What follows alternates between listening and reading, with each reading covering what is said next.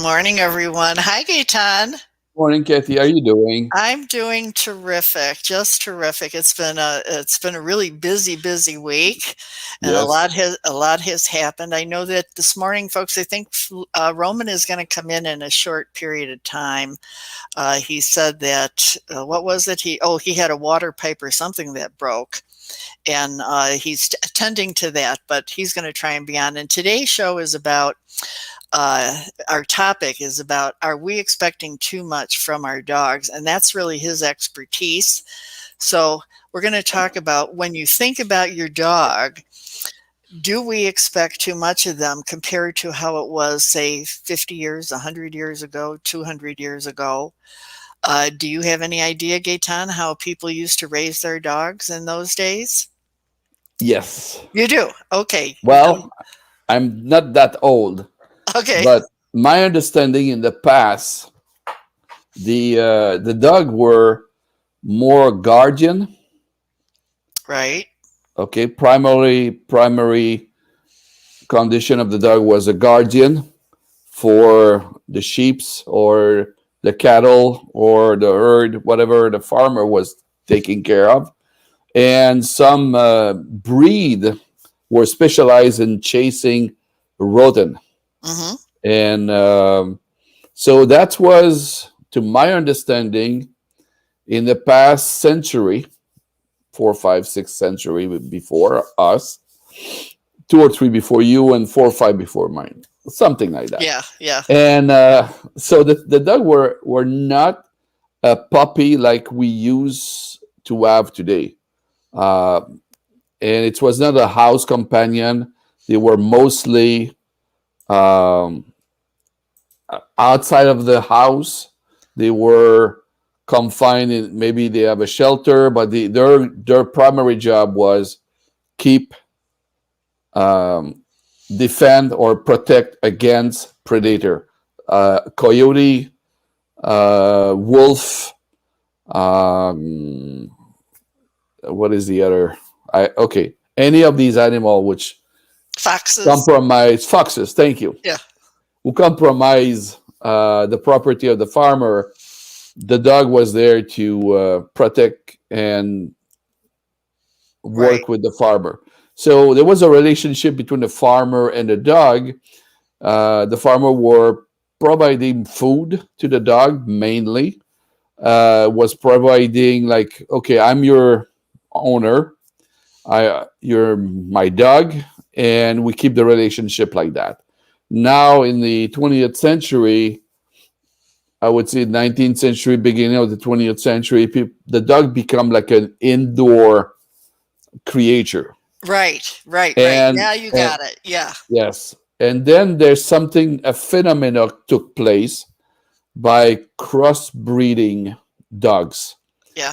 And there's two things which baffle me somewhat.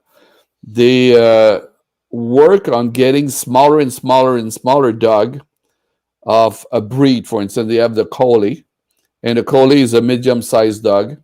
And now they have the miniature collie, which is like a third of the size of the big dog. The shell. Yeah. Right. Yes, they have the Shell. miniature pincher, also known as Doberman. The Doberman pincher has the The miniature. Yeah. medium-sized dog, a good cabaret, about 80 pounds, between 60 and 80 pounds, depending on the dog itself. Now they have the miniature one, which is like a 10 or 12 pound. And so by manipulating of the gene and mixing, Crossbreeding. Yeah. crossbreeding, mixing the breed and try to create a new breed, what I discover when I start working on the Good Dog Day show and the Dog Connection with you, when I did some research a year and a half ago, is a number of breed were created and abandoned. So if you go to Wikipedia, you will see a number of breed. I don't know. There's maybe 200 breed, close to 200 breed, and out of the 200 breed, you will see there may be 40 or 60 which have completely disappeared Mm-hmm. because it was out of fashion. Yeah. It was not à la mode anymore. It was not the trend of the day. Bichon Frisé is very, very cute dog, and everybody like it. The pooch dogs, people like the crunch face, Yeah. but if you look at the autonomy of the dog, is a deformation, and by dog standard, it's almost a monster. I don't. Physiologically speaking, Yeah. the dog cannot have relationship, cannot have sex, because the way the physiology is of the back, he cannot have intercourse with the female. So it is a very interesting way of thinking. Are you gonna talk about the sex life of a dog today? Is that what this Well, is? that's one case, which is by crossbreeding, they came Yeah. to a dog which has a face completely compressed Yeah. and some physiology which prevent the dog from having Hey, relation. listen, uh, just FYI, if there's a will, there's a way. Well, talk to the veterinarian about that, and Yeah. they have a way to extract the juice Yeah, and there you provide go. that to the Yeah. female, but the dog itself, the male, is not able to do it. Yeah. Hey, And listen, I the don't want to bulldog, go ahead. well, another case, the bulldog we know today has nothing to do with the bulldog like at the 16th century. It was a taller dog, massive dog, and it was called a bulldog because it was able to handle cattle. And it was a very muscular dog, but it was really tall, like 25 to 27 inches to the shoulder, Hmm. which make it like a real tall dog for. And now if you have a bulldog, it's like a ball. It's like Yeah. 14, 15 inches tall, pretty fat, Yeah. difficulty running, difficulty moving. And so this is a very interesting thing. Why human get involved in a natural process and decide by selection to create a breed and label the breed and say, this is it. I like Right. that dog. And at some point they say, I don't like it anymore. It's out of fashion. Yeah, you Yeah. know, Pierre Right. Cardin Right. is no longer the man. Yves Saint Laurent is still the man. I will go with Goosey. They Yeah. do the same thing with dogs because it's the fashion today. We'll go. The Chihuahua was probably more popular in the 50s in my Yeah. environment than it is today. And so people like look at dogs like an object and say, okay, I like this breed, I like this model. It's not a car. Right. Right. And well, It's not a car. it, Give them a break. yeah, with looking at the this topic, which is, are we expecting too much from dogs? We had to go back and look at what were we expecting from dogs before, Yeah, and what were they before. So that's what right. the show is about. And we're what I was able to find is years ago, and I'm talking just when I was growing up. Last week. So yeah, no, 50 years ago. Oh, you're so young. That was a time when we used to take our dogs. We leash. Who used a leash? I didn't use a leash. It was always the dog was part of the family. If I Hmm. went outside, the dog went outside. If I played in the neighborhood, the dog was with me. They were always next to me when I was eating. It was one for me, one for you, one for me, Hmm. one for you. Hmm. So it was always part of the family. If Hmm. I sat on the couch, the dog sat next to me on the couch. I talked. If I got upset, the dog was able to sense my personality and things that bothered me. So Hmm. I was always very intuitive about what was going on with that dog. I think through the years, we expect the dogs to know what we're doing, whereas years ago I would share with my dog about what I was Hmm. doing. You were going to Yeah. say something. Go ahead. Right. Well, I was about to ask you a personal question. Since we know that you're 50 years old and you look Yeah, like 35, yeah. that's good for you. Were you living in a urban environment or you were living in the country when you were young? Urban in Chicago in Park In Ridge. Okay, you're living in town. Yeah. Okay, because this is probably the time where dogs start to come indoor. Early 20th century, people start moving to the city. and they start bringing dog with them, Right. and little by little they start having the dog inside, and then they start deciding for practicality purpose, I guess it's practicality, to look for a smaller dog, because Right. you have a flat or a 2 bedroom apartment. I don't know what was the size of your apartment at the time in No, Chicago. that was actually, I'm talking about living at home. My brother's on the show, so he can attest. We lived in a neighborhood where all the kids would come out in the middle of the street. We lived on Thorndale, right Hmm. in Park Ridge, and Okay. it was like a big thing to do hopscotch, have the chalk on the Hmm. sidewalks, Right. and we would rake leaves, and then we would burn the leaves. So there was always, the dogs were always part of it, almost like a Lassie kind of environment. Hmm. You Hmm. know, it was just Yeah. always there. The So, animals were part of the community, yeah. and you So just don't see that anymore. right. So you just mentioned Lassie, Yeah, and if you remember, in the late 50s and early 60s, there was Rin Tin Tin, there was Rin Tin Tin. Lassie. Yeah, yeah, yeah, There was a lot of shows where there was a dog feature in the show, yeah. and this is the area where people, the previous generation, they were living on a farm. The current generation, after the war, they moved in town, and came the dog. Right. And then there was TV show about dog. Lassie was a very famous dog, because even in Canada, in Montreal, in French, Lassie was speaking French, by the way. Okay. And Yeah, you have Lassie speaking Japanese, and you yeah, have Lassie speaking Italian, and you have Lassie speaking German in different yeah. country. But that was an era where the dog was becoming like invited in the house and becoming part of the family. And this is a period of transition between utility dog and household pet. Right, right. Yeah. There was a time when you recognized the dog was there, but realized it was part of the family, but they played a role. There was always a Hmm. function for them. And Yep. now the question is, what is it that we expect from the dogs, and is it too much? And I found this, which is probably good. I'll put a link to this here for you folks. What happened here? Okay, can't get over here. There we go. Then I put copy this link, and I'm going to paste it in here for you guys. And what I'm seeing from this particular article is they're really saying that there used to be a time, I'm going to scroll down here, where the Hmm. dogs would roam the streets free, and Hmm. they weren't picked up by an ACO, they weren't picked up by an animal control officer. They sat in a restaurant outside next to us, a lot of that, and then dogs were allowed to be dogs. But now, whoops, again, here he is.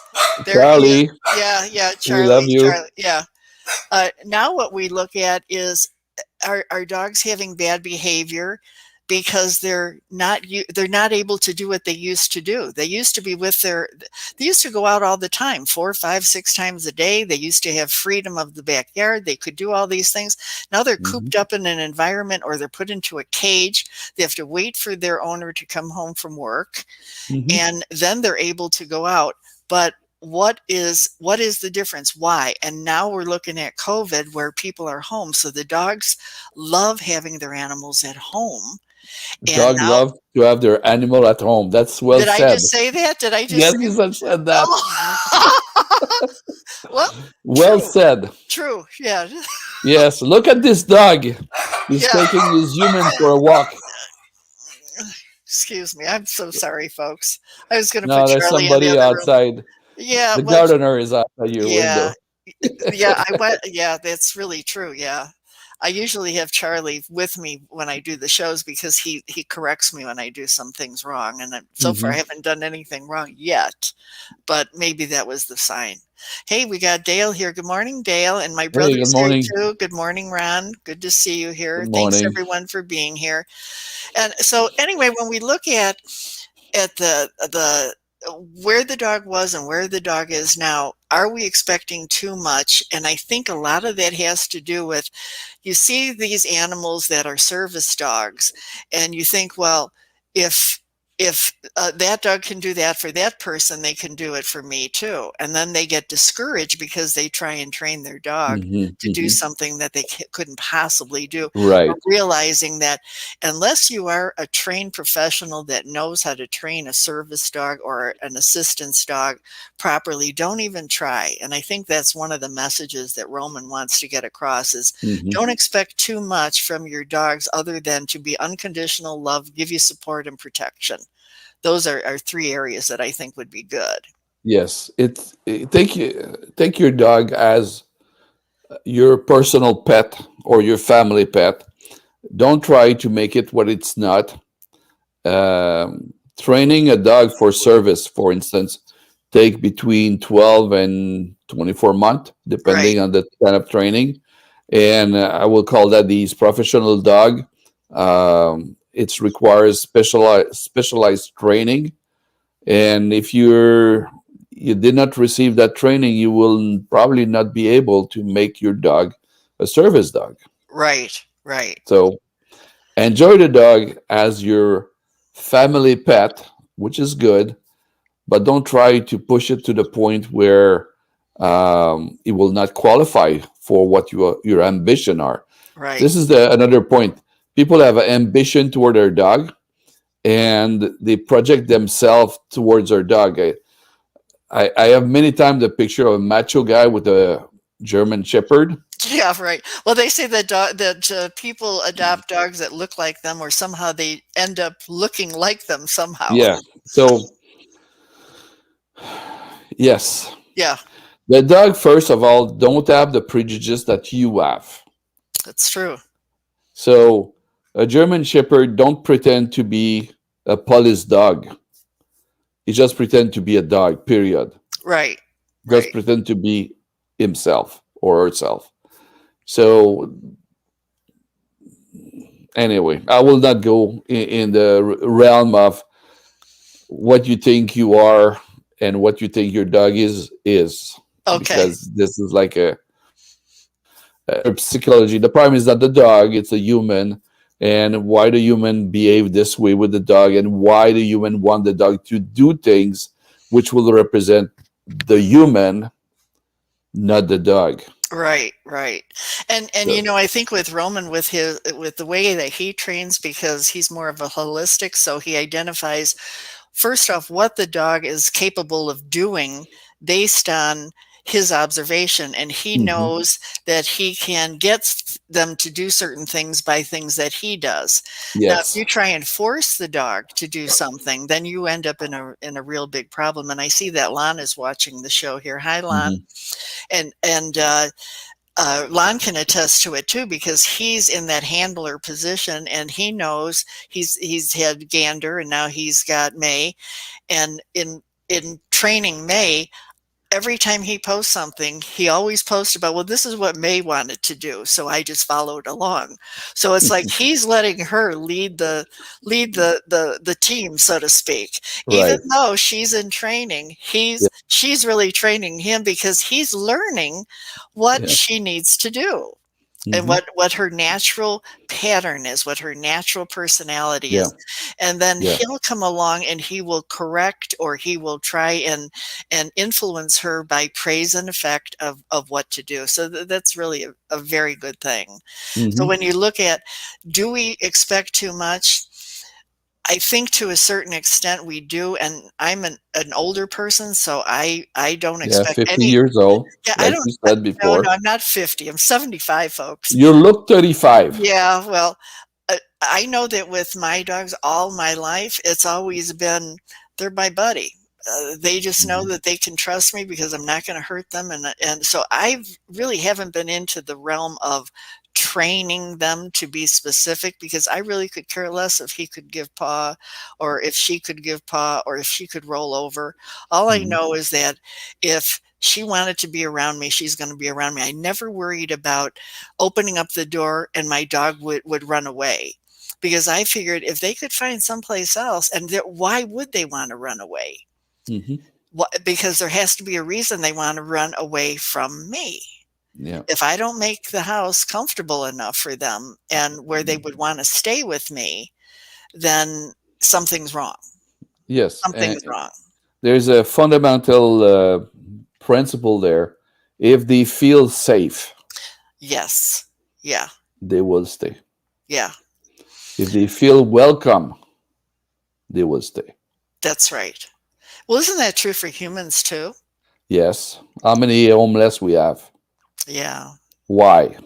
Yeah. They have family, they have Yeah. But relatives, yeah. they are homeless. Why won't relatives take them in? Yeah. Right. Yeah. Yeah. And Dale says here, do dogs train us or do we train them? I think it's mutual. I, You must have mutual communication, mutual relationship. You cannot say it's a one-way street, my way or the highway. right. Yeah. This is the pack of domination. And you say, I'm the Yeah. alpha, you shut up, you follow what I mean. And Yeah. then what will follow that thinking is aggressivity and violence, Yeah. both from the owner Hmm. and then from the dog. Well, do you remember one of the shows where Roman was talking about that? Um, the Roman dogs is that not dead, by the way. He's I just know. not with us Yeah, today. I know. I know. He might join us a little bit later. He Yeah. has some issue with main water in his Yeah. 101-year-old house. Yes. Lucky But him. he was saying before that uh, I'm totally it totally went away. That happens with old age. What was I gonna say? Something smart as usual. You always say something smart. So I interrupt you. I apologize. No, no, that's okay. This is really funny here. Dale says, "Kathy, if you lost weight, it shows." That's a joke with us all the time. Every Yes, time I talk to him. she lost weight just behind the ear, right there. Yeah, yeah, If you look exactly. carefully. So, what was I saying about Roman? Roman is, Holistic approach. yeah. What he does is when he trains a dog. What I really like about it is he looks at them and he determines what is it that I want to ask them to do. We started talking about that, and if you're trying to train a dog because of behavior issues, and then you want to give them up because they pee in the house or they poop or whatever, so many people don't look at it as though, hey, what am I doing wrong? I must be doing something wrong because there's a problem. I think Mhm. at one time Dale had an issue with his dog Hero. He kept taking Hero out and putting him in and putting him outside, and he had a doggy door, but he was always coming in the house and going inside. And Roman came up and he said, I think it might be a food issue. Give me the reasons how he's doing it, when he's doing it. Dale changed all that and worked with Roman, and lo and behold, that was the issue. So I don't think a lot of people want to take the time. They just expect the dogs to automatically know because they sent them to a training school. Mhm. Yep. I taught the dog how to come, how to sit, how to stay, but that's not creating a relationship. That's teaching them to do a trick or certain kind of commands. Yes. That's not getting into the relationship you want to have with your dog in the long Right. Did you send me this week a link for the first FDA approved robot pet dog, Yeah, yeah, yeah, comfort dog? yeah, yeah. So by Jenny, yeah, yeah, Jenny, the Tombot. right. So by extension, the Tom bot represent exactly what you describe. People expecting behavior in a mold. And you see, this is what I'm expecting from you. Don't go anywhere Right, outside of the frame of reference I'm giving you. And using a robot is trying to satisfy this ambition of having a dog inside a frame of work doing only what we're expecting from the dog. right, right, In that case, it's less cruel that to have a robot programmed to do specific thing than having a dog which is not treated properly. right. So having a dog, let a dog be a dog. I'm going to put a link to this here for you guys too. Letting a dog be a dog and look at what is it that we can do when it comes to training. First off, maybe you can try and learn how to accept your dog for what they are, watch their behavior. I know when, do you remember Lou was on the show one time and we were talking about him? I think he was talking about that he had a 12-year-old dog that he had for years. And after Hmm. 12 years, I said to him, "Are you noticing that your dog is getting older?" "Well, no." And I said, "Did you notice that your dog is having a difficult time in getting upstairs?" "No, no, we go out every day, we take walks, we do this and that." And I said, "Maybe it's time for you to observe that your dog might not be able to do some of the things that he had been doing before." Hmm. And Hmm. lo and behold, Lou said, "Oh my God, he was doing all these things in pain because he thought that he could do them with me. He didn't want to miss out with me." Hmm. So he realized that maybe I'll take shorter walks or I'll take more walks during the day uh, at shorter distance, and I won't impose upon him. So he became so aware of his dog Max. By the time Hmm. Max got to be, I think, 16 or 18 or whatever, they did things together as a team. And he absolutely loved the idea that before it was him taking his dog for a walk, then it got Yep. to be it was us taking a Yeah. walk, Hmm. and we're working together. We're in this together. And he found that Max became much, much more involved with him. Hey, we got Roman here. Yay. Hi, Roman. Yay! Yay. Hi The there, how are pipe you has guys doing? been. Okay, so Roman to the rescue. All right, Like, Roman, yeah. we're in trouble. Kathy lost memory. Yeah, She don't know what she's talking about anymore. yeah, We I need your help. totally went brain dead. And I know you've been having some issues too. So thanks for coming back on the show.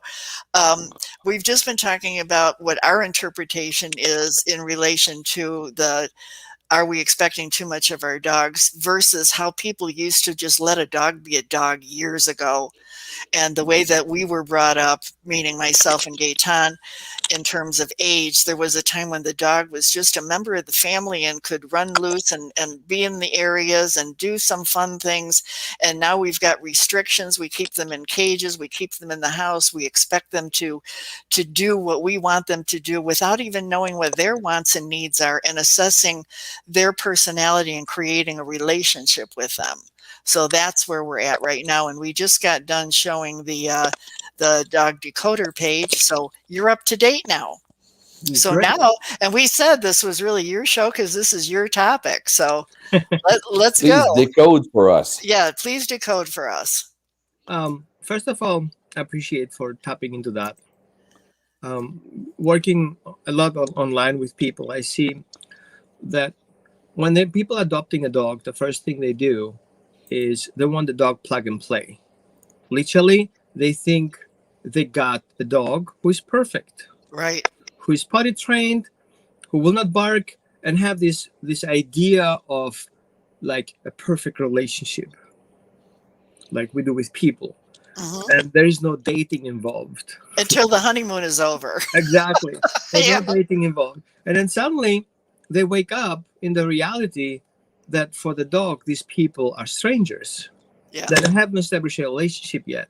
And the dog would not follow through. And it doesn't understand why not peeing on your carpet.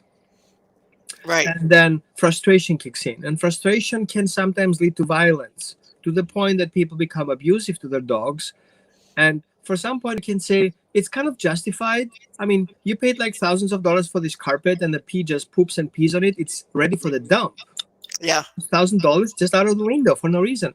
And we have this collected frustration throughout the day, and because of COVID and everything. And now that dog, where we hope to have a good relationship to start with, suddenly turns against you.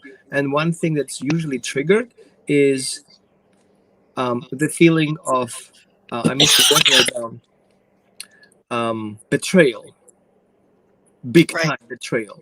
So I who rescued you, I who negotiate with my family to get you out of trouble. Now you're damaging my house, and you're damaging my property, and you're damaging my children, you're biting my kids, you're biting my wife, my husband, and all of a sudden it becomes a whole disaster because many people just had too much expectation for something they don't know. Mm-hmm. And the dog has expectations too, but the dog's expectations are justified. Right. The dog, the only thing he needs is food, water, care, safety, and understanding what the heck is going on here. Mm-hmm. And we don't give him that. And then the dog becomes reactive. And then the dog gets frustrated. And then the dog becomes aggressive.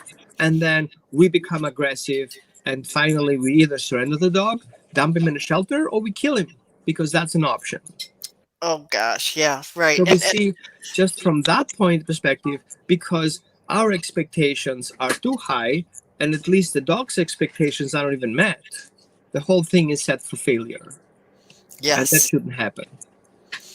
So when we have a person that has too high of expectations about their dog, and one thing I know for a fact that people will look at their dog, they'll call their dog names. They'll say, "Oh, he's stupid," or "She's stupid," and "Oh, she's just worthless." I don't even know why I have her. That kind of energy that goes to that dog, they don't realize that that's a terrible, terrible energy in the household for them to relate to. Thank you for pointing it out. Yeah. Okay.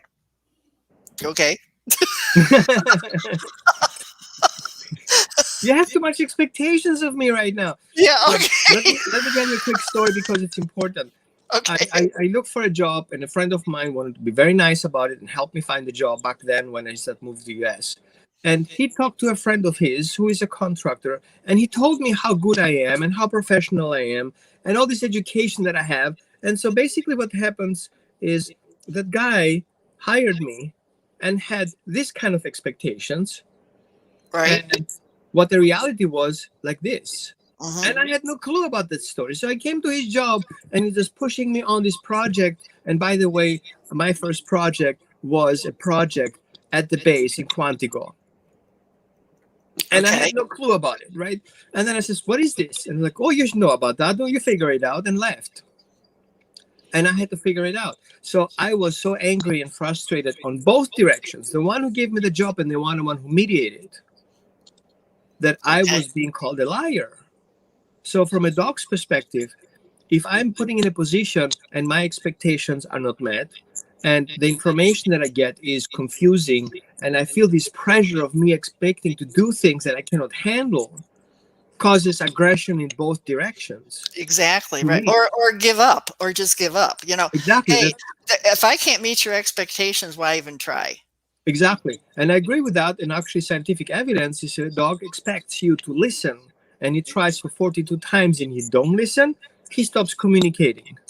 Really? Okay, I did not know that. What is that? What's that evidence to that? Really? Yeah. And so we see also a dog who is feeling threatened in the house because another dog is bullying him. And we know, you just said it before, why we leave it to the dogs, they figure it out. They just throw them in the yard and they kind of make it out, right? And then suddenly the dog feels victimized. He asks for help because you are the one who put him in place. So you want to kind of help him here and you don't.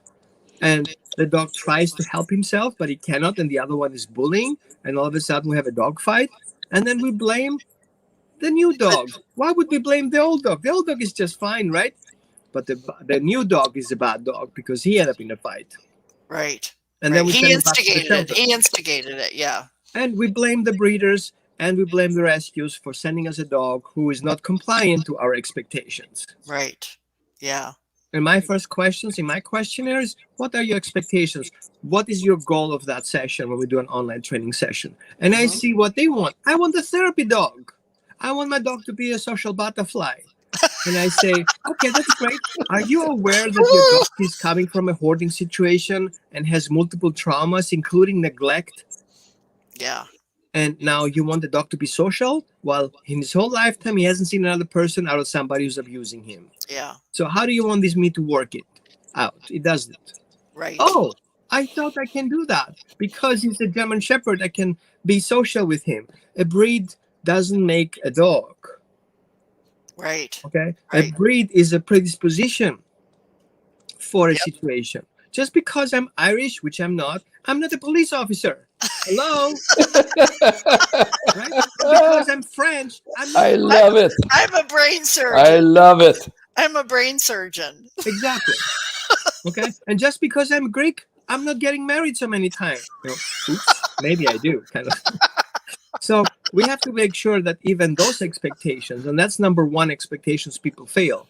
Yeah. I want a Pyrenees dog. I want a bull mastiff. I want a Great Dane because the neighbor has one and he's so cute and so nice behaved. Yeah. And they And now told I me, get and I one, and I and read it's it like online. it's not the same I booked online. Yeah. That dog is not the same that I saw in my neighbors. What's wrong with that dog? No. What's wrong with you? What's wrong with you? How would you expect a dog from the prospect, from the book, from a picture on internet to fit up to expectations if Mhm.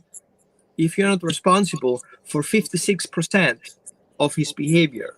Because yes, we have genetic predisposition, which is 42% roughly what it makes a dog being a dog, and a breed in specific having all these breed traits, which the breed traits on its own can be either or. What we call persistence, some people call stubbornness. Right. Wait, that is a breed trait. It's not something bad. Right. Okay, Right. a dog barking up the tree is stubbornness. No, it's persistence. He barks until that thing changes. And now, once we have that, then we are responsible for the rest of it, for the 56% environmental factors: food, environment, bed, nutrition, all things come together: training, exercises, education, affection, Mhm. interactions, intimacy. And I'm not saying sexual practice with your dog. What I'm talking here, intimacy, is cleaning your dog's ears. Yeah. Yes, squeezing his anal glands sometimes. Yes, cutting his nails. Yes, grooming and washing him. These are intimate actions to your dog. Right. The only And dog paying that, attention. Yeah, paying attention to them like you would a child. You right, wouldn't let your child run around with poop hanging out of their try to butt. stick your finger in my ear. Yeah. Whoa, what are you doing? Yeah. Back off. Right? But at the Yeah. same time, if you have an intimate relationship with your dog, if there's a parent dog relationship, or with a friend relationship, petting is equals grooming, and grooming is equals I care for you. So when people say, I love my dog, are you expressing love correctly so your dog can actually appreciate it? And Or feel it and reciprocate. exactly. Or, oh, I love my dog. I'll take him out for a walk every day while I'm on my phone. Well, Yeah. the dog has expectations that you have a relationship and you are in a relationship with your phone. So where is this correctly? And so We again, we see that this clash. It doesn't work. Yeah, Gaetan and I were just talking about that. It's about the relationship that you create. That's where expectations come from. Once you Yes. have a clear understanding of what each other are able to give to each other, then you have a common denominator, and the scale that you have is a friendship scale, Right? and you can work with that. Not, I want you to do this. Hey, Gaetan, here's what I want you to do. I want you to run around the block. Okay. Really? Yeah, Gaetan's laughing. Yeah. Yes. Go ahead. Comment on. Well, one of the sign of a good relationship.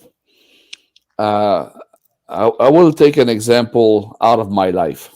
Okay. I work in the television industry since 1969. Uh, okay, film, television, advertising, so on and so forth.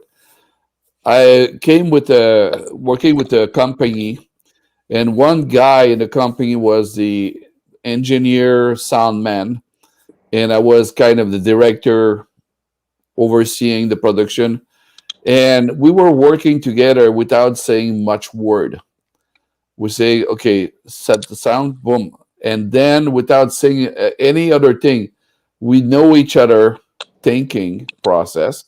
And we were doing each other what was need for the production to come to, a positive outcome.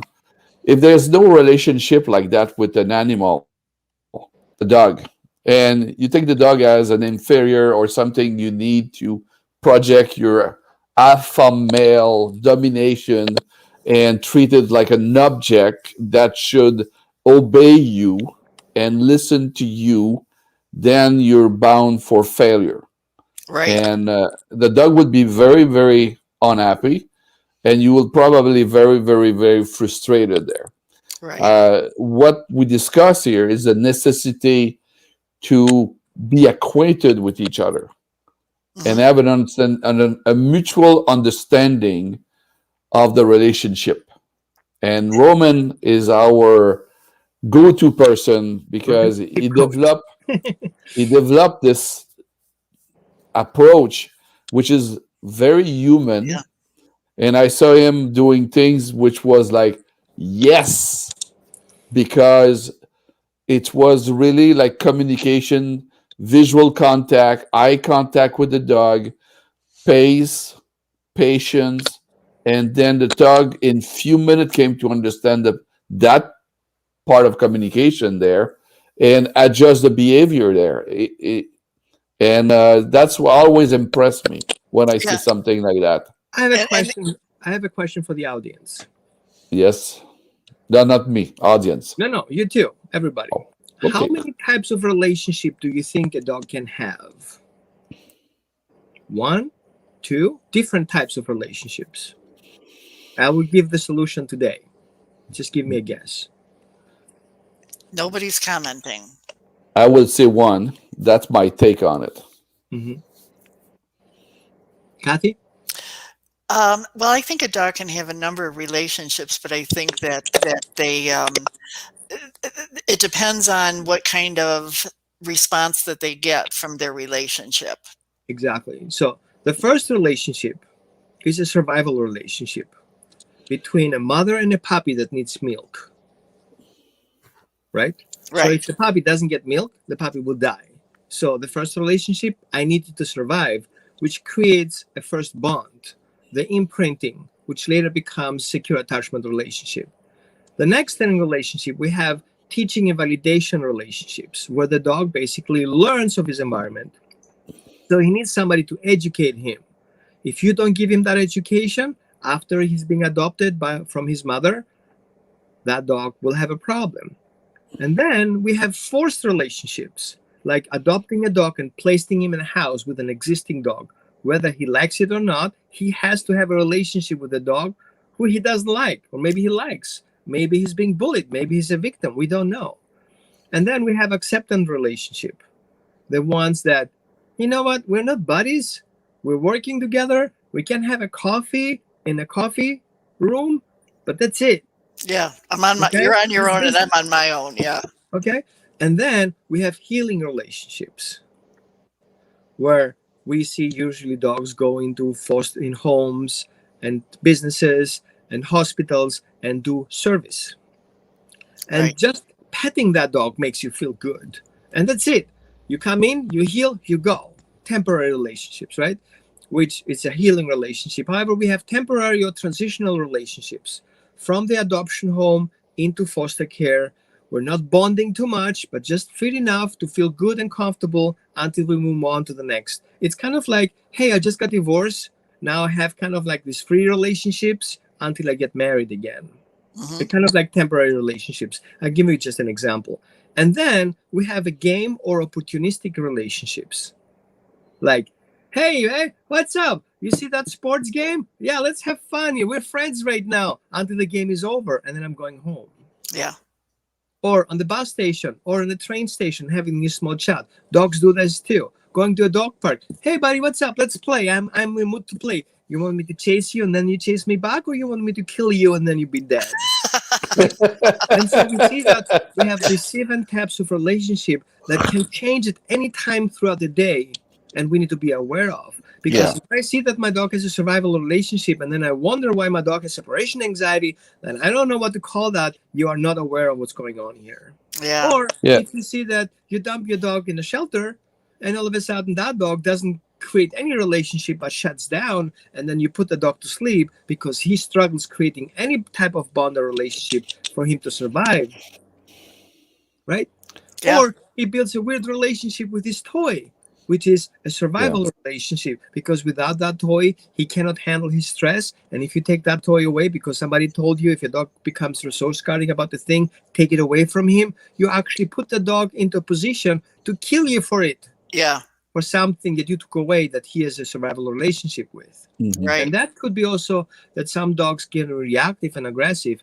If you want to approach a person and you have a dog with this kind of weird relationship, and he's like, over my dead body, are you coming close, my friend? Yeah. And you're like, oh, this dog is aggressive. No, he has a survival relationship, and it's being supported by his owner who didn't see it coming. So we see all these expectations are happening here, and we don't see it in front of us on the blade daylight. Yeah. Well, our call to action today is for those of you. Roman has a wonderful program. He has a number of programs, but the one I'm referring to in particular is that he can help you with assessing your animal. So in the description above, please click on going to his holistic dog training. Yeah. Up above. Yeah. Up above. And I wanted to say when we're going to close on, let me see here. Dale says, Roman, the other night I called Hero a little pisser. So he didn't want to prove me wrong. So he peed on the bed on my side. Go figure. I didn't scold him. I just changed the sheets and went to bed. He came over to me and laid on my chest. So I patted him and said, it's okay, buddy. He hasn't done it since. That's a great point. Now let me answer that. What was his name again? Dale. That was Dale. Dale. So the way we confirm relationship is through rituals. Example, your partner comes home, says nothing, goes straight to bed, closes the door. And you're like, are you okay? I call that walking on eggshells. I'm walking on eggshells because right now I don't know what happened. Is it about me? Or a relationship is questioned right now? Yeah, right. Okay. Now you're going to the doctors and you tell him I have aches and pains, and he tells you, okay, take this, and you're like, I don't really trust you. Then why are you here? Right. So all of a sudden we see if a ritual is happening, and the ritual for a doctor, for example, is you trust. And I give you solution. You give me information. I sell you my service. My experience and knowledge. And for the dog is I'm protecting your house. You come home, you greet me, you appreciate me, and then we mind our business. So if anything changes, and then we call our dog, you stupid fella, that is an energy projected onto a dog that I'm not appreciative of what you do. And the dog would take his, I'm scared to death right now. Yeah. I'm scared so death of our relationship that I actually have to mark my place to making sure nothing worse than that can happen. So while we see peeing as a dominance reactions, 99% of people, that's what they support. I see peeing as a fear response. I'm afraid of my territory goes downhill. Yeah. And so I mark it, making sure. I've seen a dog peeing on a child's bed because he wanted to protect the child from an abusive relationship with his father. How strange is that? Why would the dog pee on a child's bed? To mark the territory so the bad thing doesn't come in because the dog peed on his territory. Hey, it's my territory. Stay away from a child that I'm protecting. Gotcha. Interesting. Okay. Yeah, very, very interesting. Well, our show is going a little longer, but I just wanted to share with you one more thing. I had an opportunity to talk with a dog named Rocky, and this is our dog thoughts section. And I know if you have to go, Roman, you can. That's fine. You don't need to watch this part, but if you do want to, that's okay. Thank you. I have a guy picking up. Okay. All right. So. Okay. Thank you, Roman. All right. Thank Bye, you, Roman. her. Thank you. Okay. See you soon. Yeah. So Gaetan, yeah, I'm here. I got this guy Rocky, and he's from Chicago. He's from the South Side. Rocky from Chicago. I want to hear this guy. And he was a street dog, and unfortunately, at the end of the conversation, it got cut off. But I'll play for you what he had to say, and I think he really had a pretty informative, folks. Hey, Rocky here. I'm from the south side of Chicago, and I got to tell you, I got street smarts. I grew up out there and had a pretty rough life. You know, I had to fend for myself. I had to get some food wherever I could and find some girlfriends wherever I could. And it was a rough life. But then one day somebody came along and they said, hey, this guy needs a home. So what did they do? They picked me up and then they brought me to a shelter. Oh boy, did I get spoofed. I didn't realize that that's where they were going to take me. All of a sudden, I'm in this place and I can't go anywhere. I'm in a cage. I was beside myself. I was going around in circles. I was hitting my head against the wall. And then all of a sudden, I went into a depression like you wouldn't believe. I thought, oh my gosh, am I going to end up being here forever? And then 1 month went by, and 2 months, and 3 months, and 4 months. And by that time, I just gave up. I totally gave up. But then one day somebody came in and they thought, this guy's a cute guy. So I went into my best mode. I got real excited, but I was calm because I didn't want them to be scared of taking me home with them. And I made a vow to myself at that time, I'm going to be the best ever because I don't want to end up back in the streets and I don't ever want to be in the shelter again. So I'm going to do whatever I need to do to make this work out.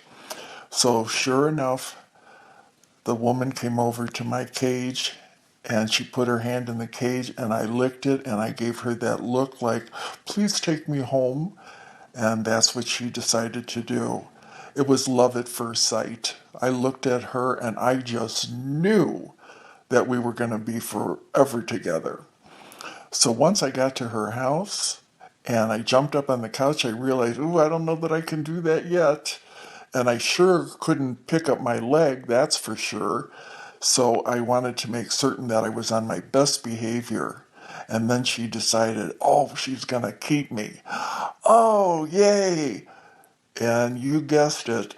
Nope, I didn't. You thought I was going to say that I pooped, but I didn't. And I didn't pee. I've been really pretty good the whole time. And that's because she was a good mom to me, and she takes good care of me, and I take good care of her, and we just love each other. So when things get rough, I know that she can come to me, and she knows that I can come to her if there's things that are bothering me. But not really very much ever bothers me. But with her, a lot bothers her. So we become good friends, and we talk things out, and we share each other's days. And now with this COVID thing, who knows how long this is going to be, which I'm a happy camper because I get to have her home with me all the time. But anyway, enough about me. I just wanted to... Okay, that was the end of it. It cut off a little bit. So that was Rocky. Hey, Rocky. He's in your neck of the woods, and you might run into him sometime. So if you do, then that's great. I'll go pay a visit on the south side, you said? There you go. There you go. Okay. Around 22nd Street? Uh-huh. Okay. It's a nice neighborhood there. All right. Well, that was our show for today, folks. And thanks for watching. Yep. I'll see you next week, same time. Thanks for watching. Share the news. Bye-bye. Bye, everyone. Bye.